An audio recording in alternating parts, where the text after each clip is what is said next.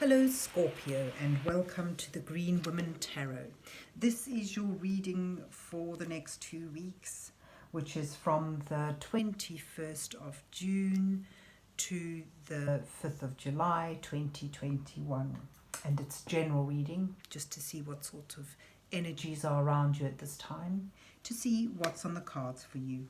But before we delve into the tarot reading, I need to consult the oracle, and this is a compendium of witches oracle which I'm using today to draw a couple of cards from, just to start your reading off with. So let's see, what words of wisdom does the mysterious oracle have for Scorpio for the 21st of June to the 5th of July 2021. What messages are here for Scorpio for the next couple of weeks? What does Scorpio need to know at this time?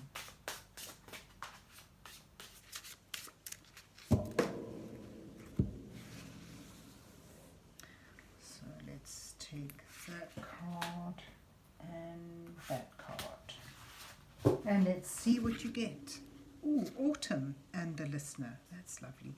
So autumn here depicts the, it shows the changing of the seasons in the leaf. It sort of suggests that this is time, maybe you need to let something go. Some energies may be waning at this time, but something's coming to its natural end. This may be sad, but it's sort of just part of the turn of events. So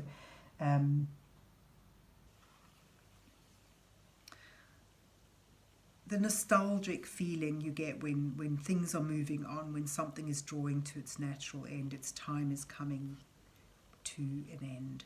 And then you've got the listener, which sort of suggests you need to be aware of signs and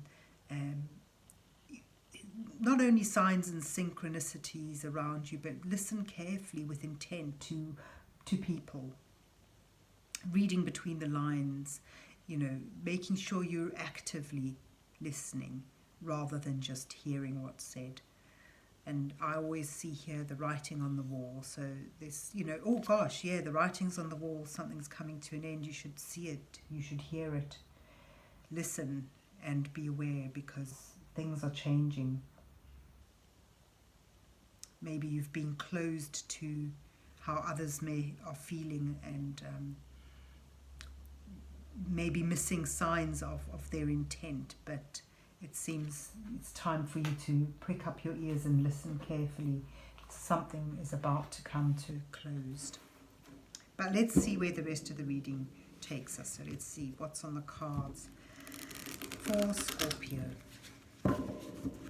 for the 21st of June to the 5th of July 2021. What messages are here for Scorpio for the next couple of weeks? What does Scorpio need to know at this time? And this is the Llewellyn Tarot that I'm using today, and I'll be doing an 8-card spread for you, with the first 2 cards depicting you where you are now in your current situation. The next 2 cards will highlight the challenges that you face at this time, certainly your influencing energies, what influences you.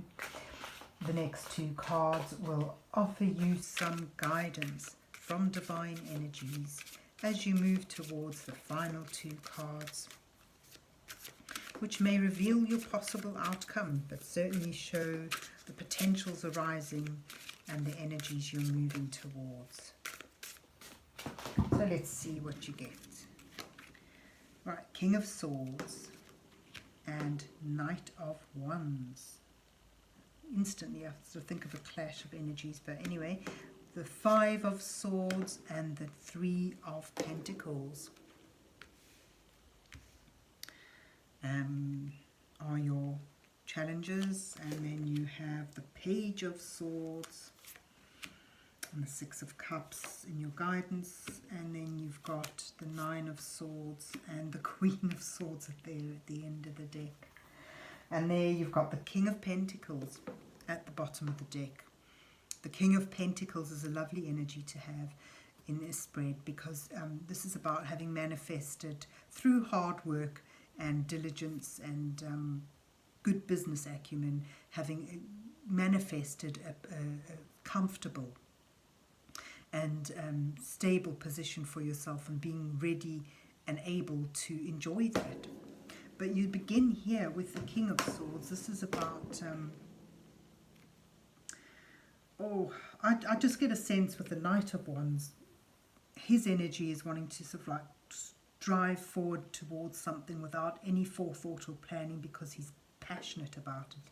He knows what he wants, he's intense, and he's set out to go for it. But the King of Swords' energy is far more calmer, but almost colder, because he is his energy is about making decisions logically, through clear thinking, using past experience wisely to help with those decisions, and then once made those decisions, being willing to act upon them.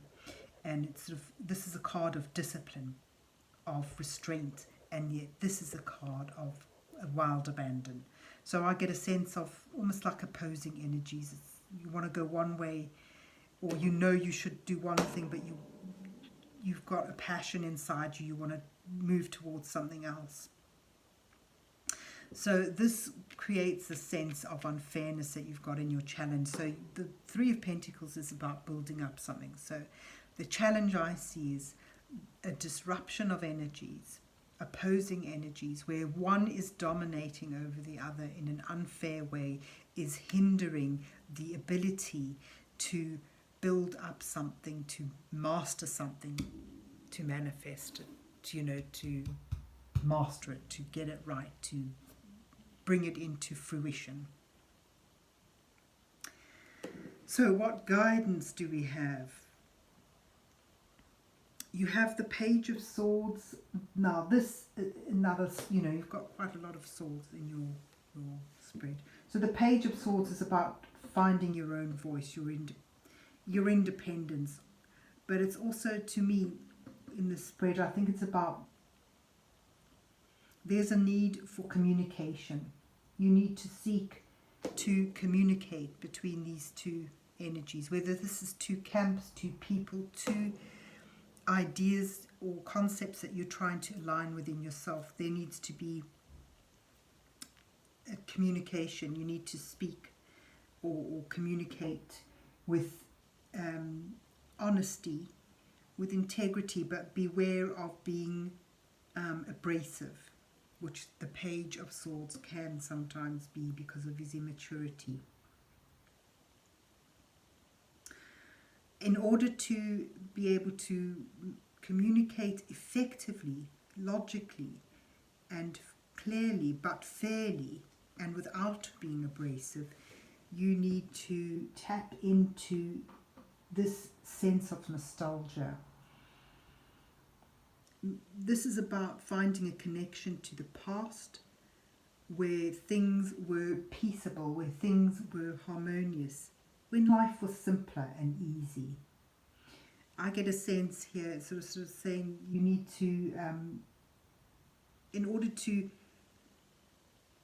temper the abrasiveness, or the unfairness and the difficulty of this decision, you need to find that compassion, and that's, that gentle, loving compassion.